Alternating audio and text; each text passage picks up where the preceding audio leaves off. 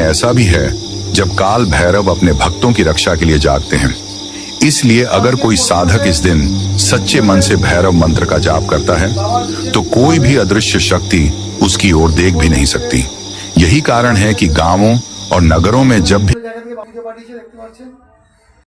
भूत प्रेत का साया बताया जाता है तो लोग भैरव मंदिर में जाकर पूजा करते हैं। व्रत करने से पितृदोष का भी शमन होता है।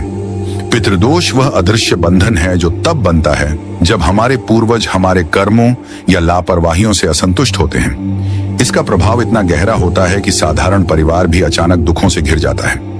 लेकिन कालाष्टमी पर भैरव पूजा और तर्पण करने से पितर प्रसन्न होते हैं और उनकी आत्माएं शांति पाती हैं। इस प्रकार यह व्रत जीवित और मृत दोनों का कल्याण करता है। कालाष्टमी के महत्व को और गहराई से समझना हो तो काशी की यात्रा करनी चाहिए।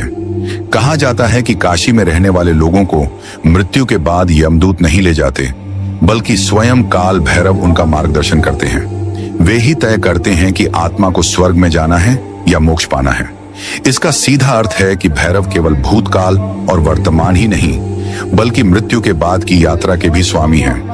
और जब कोई साधक कालाष्टमी पर उनका व्रत करता है तो वे उसके लिए उस मार्ग को भी सरल बना देते हैं जिस मार्ग से हर आत्मा को गुजरना पड़ता है। कालाष्टमी व्रत से जुड़ा एक अत्यंत रोचक अनुभव भी लोक कथाओं में मिलता है।